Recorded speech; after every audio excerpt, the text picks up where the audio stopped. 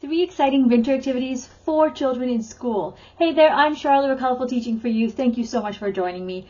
And if you've noticed outside, it's not quite winter yet, but it's getting there. It's starting to feel cold, it's starting to get dark, and so we want to keep our kids warm and excited because they know that the winter break is coming up, don't they? We know it too. So the focus is a little bit shifted right now, so we are going to be looking at how to keep our kids engaged in learning during this time just before the winter break. Now here in Canada, we start to celebrate winter even before it starts because of the weather outside. It really does look darker outside. So we start just after Remembrance Day on November 12th, just after that, and we keep it going until about February.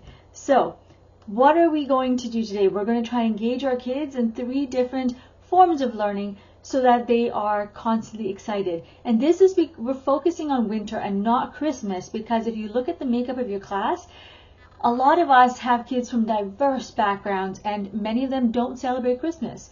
So we are focusing on winter, like the winter solstice and all of that. Okay? So let's get into it. The first activity is a play-based activity. So what we're going to be doing is we're going to be taking, well, you can do this actually outside or inside. Personally, I like to do it inside only because it's cold and it snows outside, so it's really hard to see the paper that I'm going to be talking about in the snow, and also I don't want my kids slipping, but totally up to you and the kind of weather you have over there. Okay? So the first activity with this is you're going to take some paper, you're going to crumple it up into small pieces, just a small little crumpled ball, and you're going to give each child 1 or 2 of the balls. Okay? You're going to have them stand in a circle around the classroom, and then on your mark, when you say go, they're going to start throwing the balls at each other, like a snowball fight, really. That is what it is.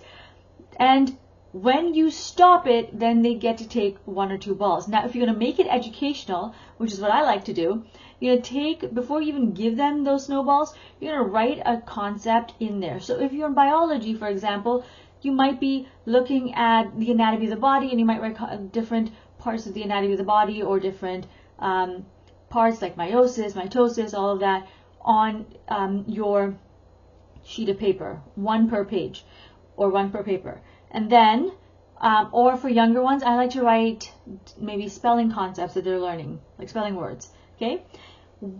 For this same thing, if you're going to make it educational, when you say go, they throw the ball. When you say stop, you know, because they're going to grab other balls from the floor and throw it at each other, because that's a snowball fight.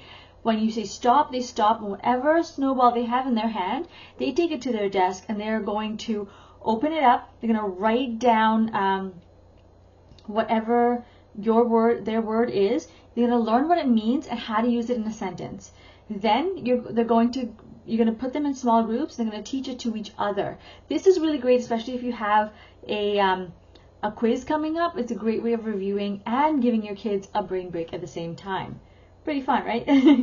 The second one is, now we want to focus on literacy development. We don't want to just stay where we're at and just have like puzzles and fun things all Christmas long, or winter long, because they're going to get nothing done. So you can have puzzles and things because it does enhance vocabulary development, but we want to keep going with writing as well. So this one is literacy development, or literacy based, where you are going to have your kids write, free write based on winter themes. So I've got some writing prompts that are picture based that you can use in your classroom. Now go to the link with this episode. It says full episode. Go there, number 2, literacy based, and you can download your copy. Okay? So that is number 2. Number 3 is project based, where we now want to take everything that we've learned and want to keep on going, because during this time, you know that you're going to have constant interruptions, because I definitely do. And if they're focusing on things like math sometimes and there's an interruption, focus is gone and it's done. But if they're focused on a project, it makes it more interesting for them, and so they're able to stop, go do what they need to do, and then come back and rejoin the class, right? So project-based is really exciting. Again, go to the link associated with this video and you can get yours as well. It also develops different skills. It's not just, oh, let's go have some fun. It's developing academic skills, like maybe writing or speaking skills.